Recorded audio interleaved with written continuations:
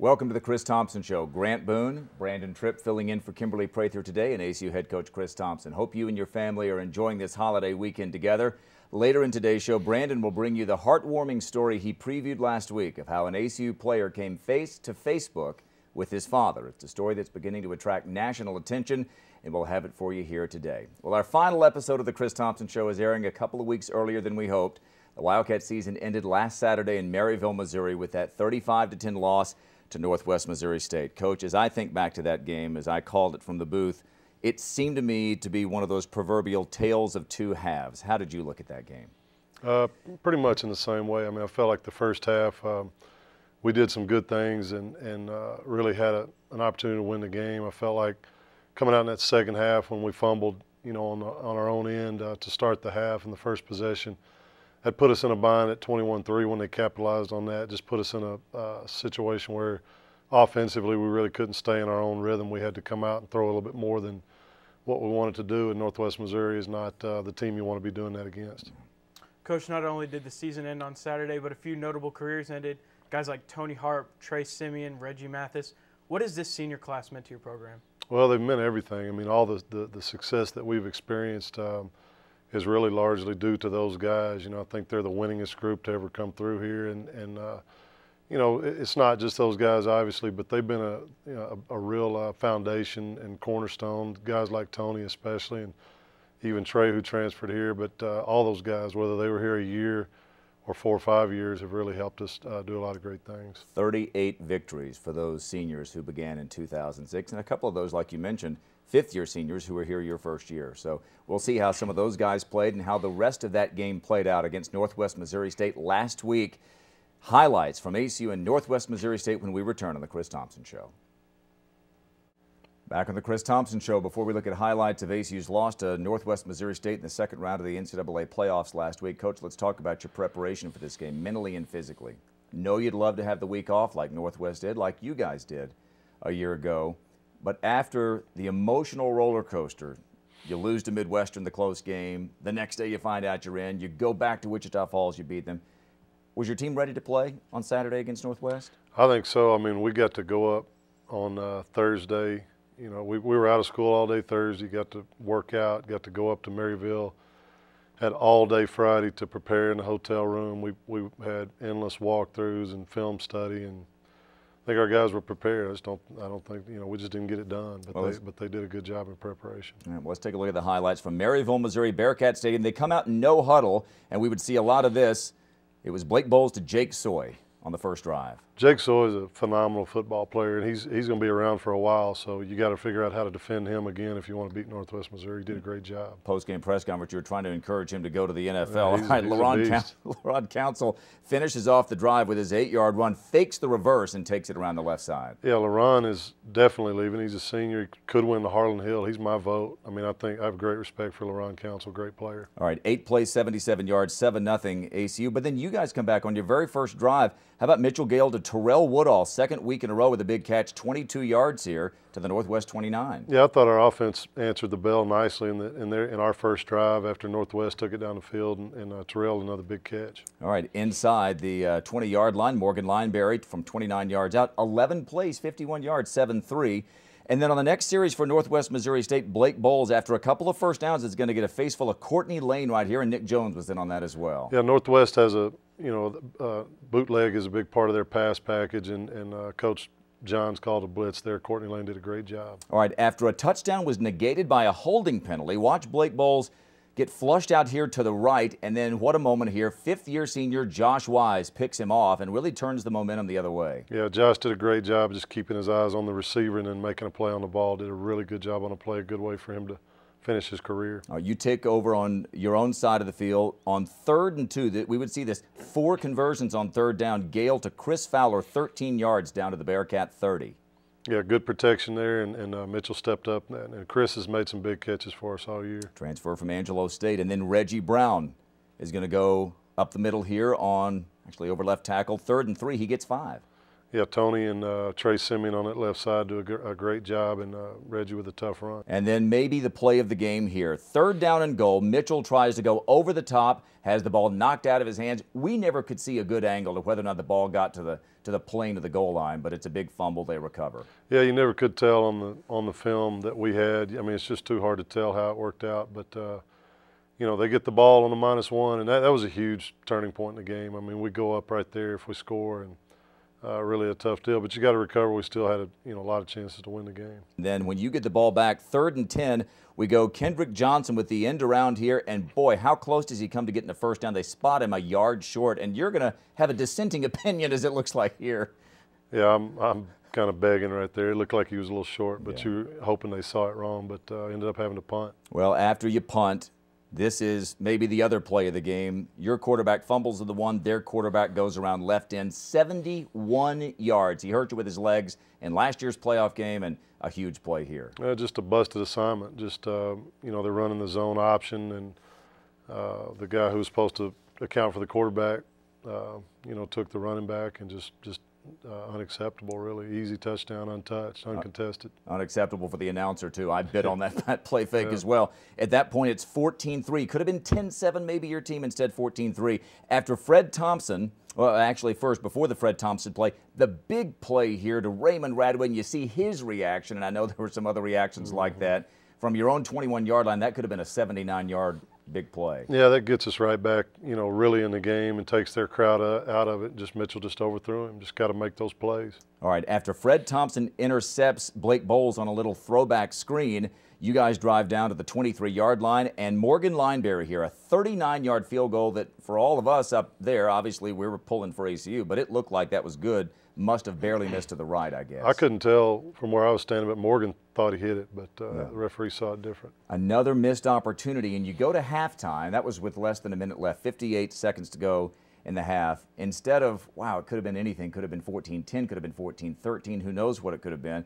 And again, if you score and make it 10-7, maybe they play things a little bit differently. There's just no way to measure how big those opportunities were, right? Yeah, there's no way to measure how, you know, the swing in momentum, how things are affected, but we didn't get it done.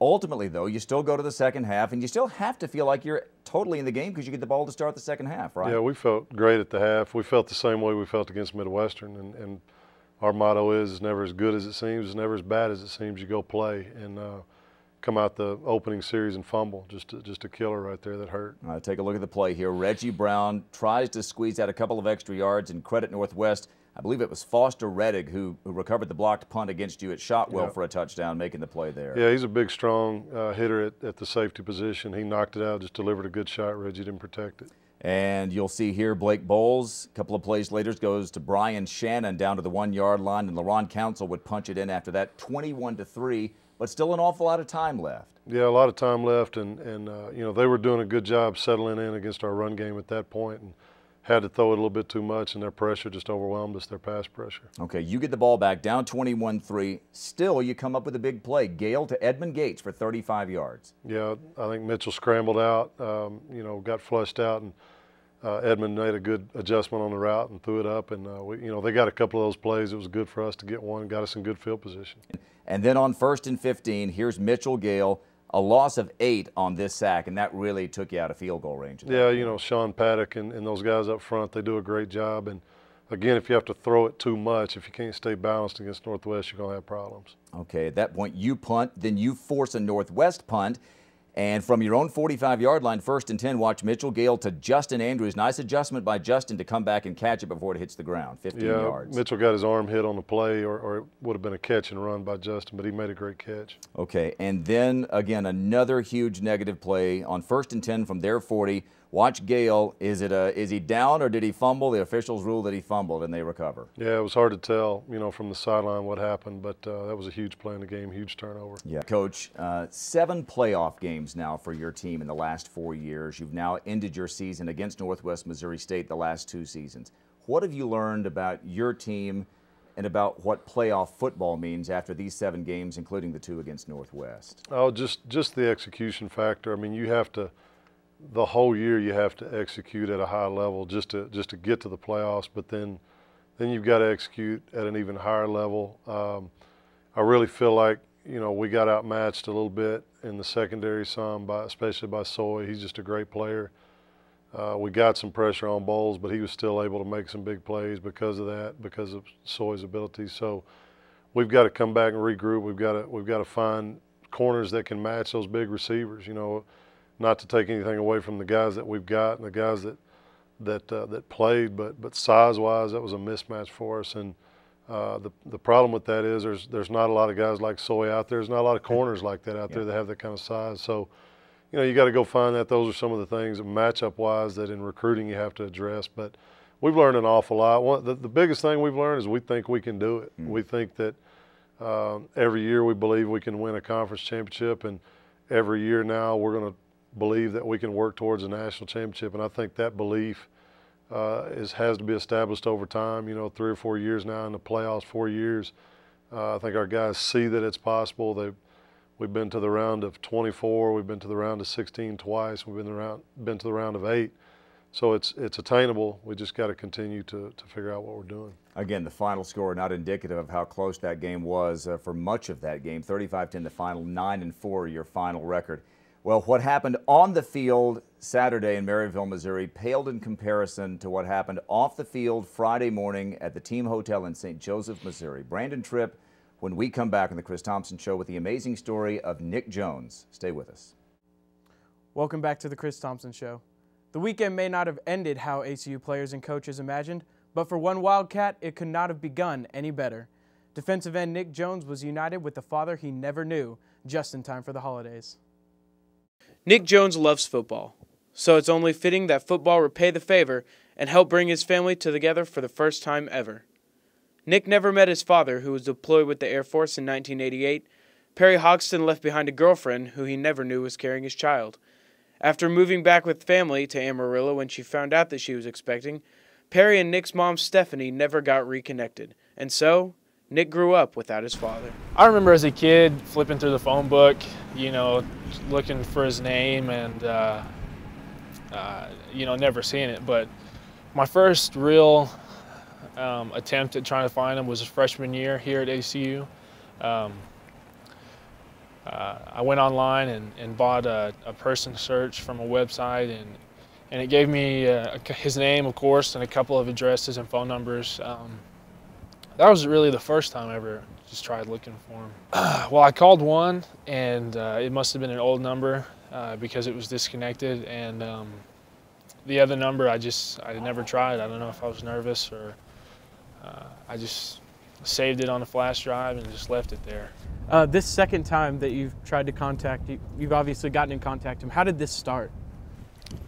Well, I've always known his name. My mom, that was the one thing she did tell me. And so, you know, when I got married, my wife, I told her about it and everything.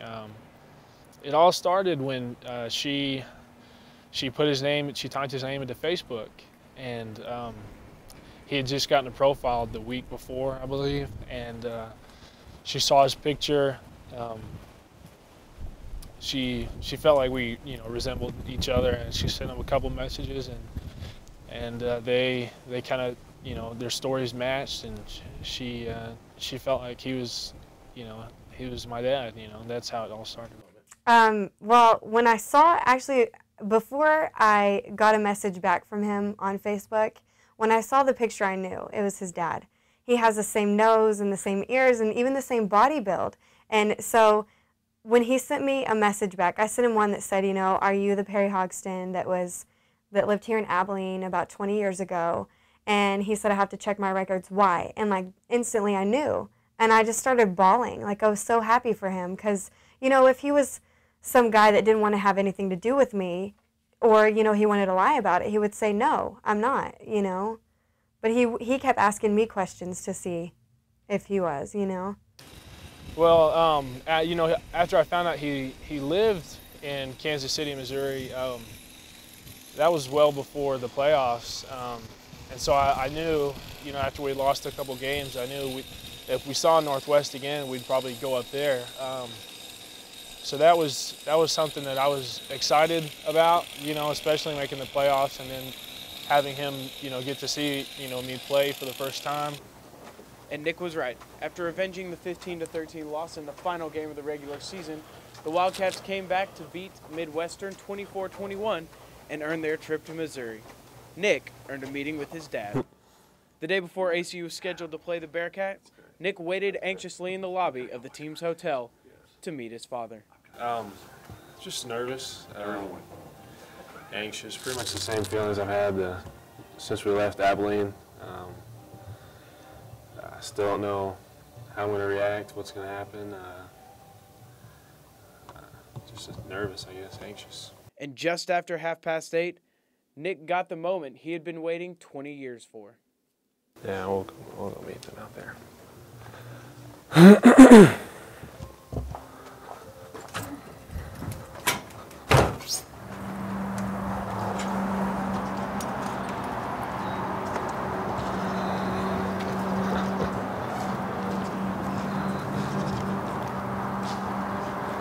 How are you? Nice to meet you. You too.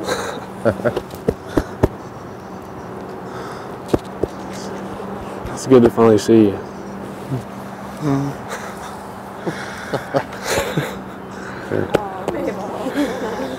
Has Council behind him and rolling to left side Bolt as he pressured it down back at the 41-yard line.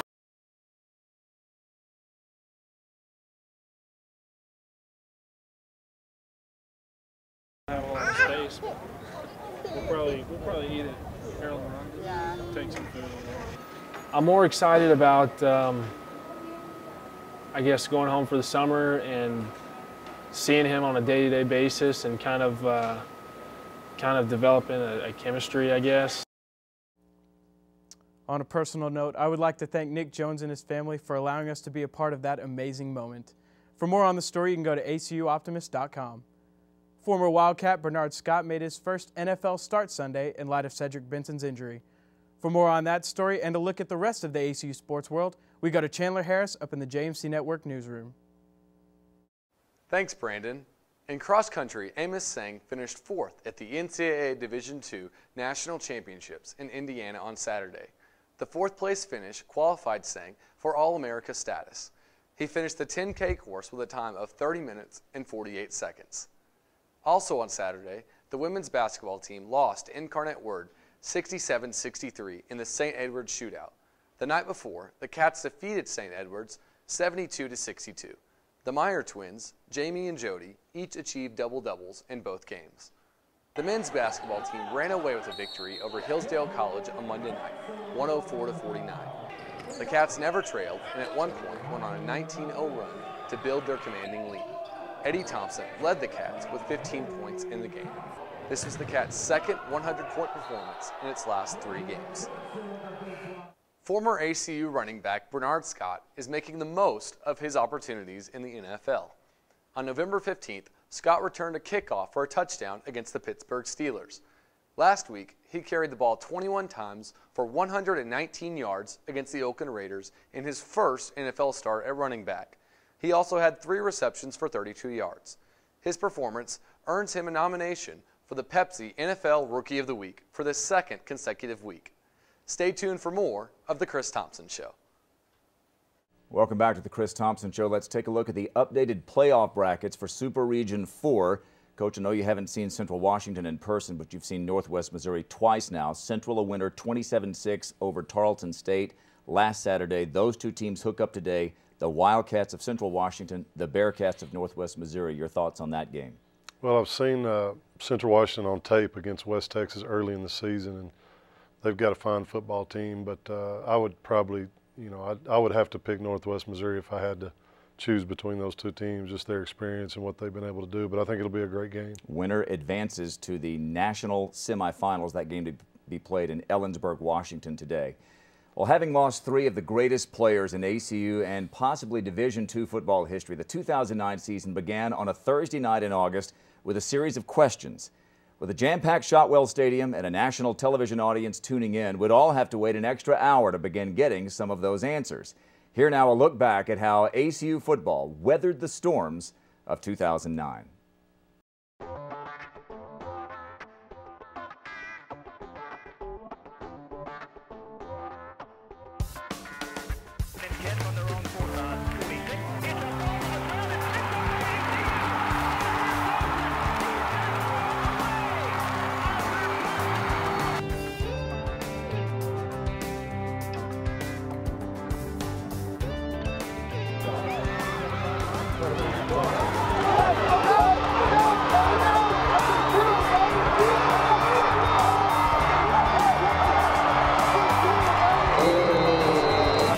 Takes the shotgun snap, drops straight back, looking, fires it deep downfield. Lambray's wide open. Can he catch it? He does, and it's a touchdown.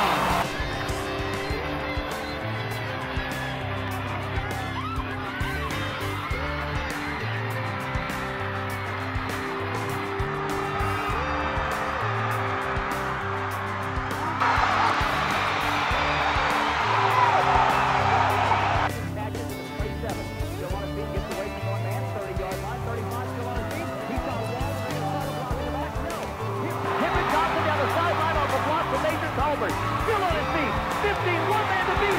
He's going to go all the way. Johnson 5 yards deep, and he's coming out against the advice of Kendrick Johnson. He's to the 15 to the 20. Johnson to the 25, and he's to the 40. He's to the 40. He's to midfield. He's to the 40. Still on his feet. 30.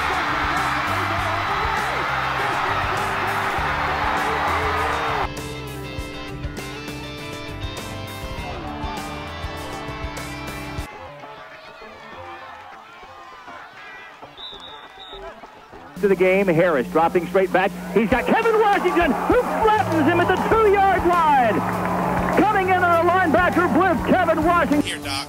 Lives on to kick it into the wind, and it is partially blocked, and we are tied at 6. Back, handoff running right, Reggie Brown. And he's nowhere to go, and he cuts it back to the left. He's going to have a blocker in Gale, who throws a huge block, 45, 50. And there goes Brown left side of the field. Cuts it back inside the 25-yard line. Third quarter. Gale takes the shotgun snap, looking left. He's got his man Gates at the 35. Gets out of one tackle across the 40, still on his feet. Edmund Gates still on his feet. 30, 25, 20. Clyde Gates to the house.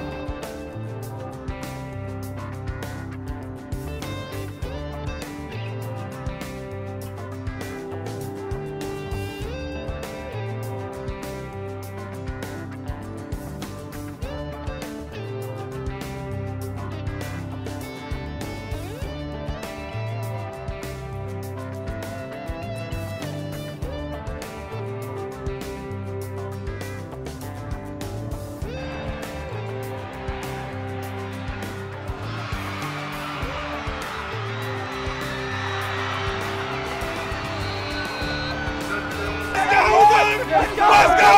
We're going to the zone, baby!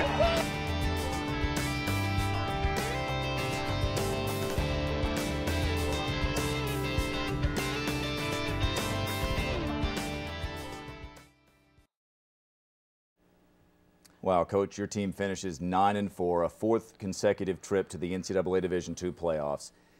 As I looked back, the season began with some major questions, really beginning right over the ball and right up the middle. Center, you lost the Gene Upshaw Award winner in Sam Collins. You lost your terrific offensive senior lineman Joseph Thomsen. You lose your quarterback, your tailback.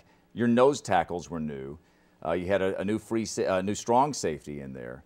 No excuses, obviously, and you never make them. But you have to be proud of what you accomplished this year, don't you? Yeah, we are. We're very proud of what our guys have been able to do. Talked to them in a team meeting on Monday and just, really thanked them. I mean, the commitment, the hard work that they've showed, and with all the unanswered questions, I thought our guys stepped up for the most part and answered the bell in a lot of ways. The quarterback position was tough, just playing 3 different guys, but thought all those guys handled that well and worked hard, and thought our defense played great, and offense made some strides. So overall, I'm proud of what our guys were able to accomplish. Coach, you just mentioned some of the questions you had answered this season. What are some of the questions that you have going into the recruiting season and the off season? Well, I think our secondary, we lose some guys in the secondary, and I think our secondary got exposed somewhat in the game the other day. I think it's an area that we've got to address, and if we're going to make that step and get out of the region, that area's got to shore up a lot. You got to replace Tony Washington. I think Neil Tivis can step up and do that, but you got to have some depth in the offensive line. And I think really the biggest thing is just these guys all working together for another year, for a spring training, for a summer, and getting to know each other better and developing more chemistry. I think we've got a lot to build on. We've got a lot of guys back. We'd like to add a couple of different playmakers into the situation to make it an even better team. But we're looking forward to 2010. Coach, as we wrap up this show and this season of the Chris Thomsen Show, I think about the season of firsts. First time ever at home on national television. First time ever to play in the historic Cotton Bowl. First time ever for your program to be #1 in all of Division II. Give me a special moment, whether it's a big moment or maybe one that we didn't see off the field that you think about in 2009. Probably the way we rebounded after losing two. I think you start out 7-0, and you probably at that time not the #1 team in the nation, but it just fell that way, and so your guys maybe get a little bit different view of themselves and what they really are, and then we lose two, and really lost a tough game to Tarleton. But the way we bounced back against Kingsville, who was a one-loss team, I was really proud of that. I thought that was a turning point, and then going back over to Midwestern to get that win was really good. And another one of the first that really goes unnoticed is Cody Brown. He set the all-time record for most starts in a career. Sam Collins, I think, had 46 last year. We counted on the plane. Cody started 49 games as our deep snapper. Sam kind of, he doesn't like that because he says he's not a full-time player, but you start 49 games, you start 49 games. So I'm proud of Cody for that too. Coach, congrats on a great season. It's been a great season of Chris Thomsen shows. We appreciate all of your hard work. I know you got a lot of other things you're doing during the week, but you've been great to us. I want to remind everyone that you can go to acuoptimist.com and look at past episodes of the Chris Thomsen Show. And as we close out today, take a look at the names and some of the faces of the folks who brought you the Chris Thomsen Show behind the scenes. For Brandon Tripp and for Coach Chris Thomsen, I'm Grant Boone. Thanks for watching today and all season, the Chris Thomsen Show.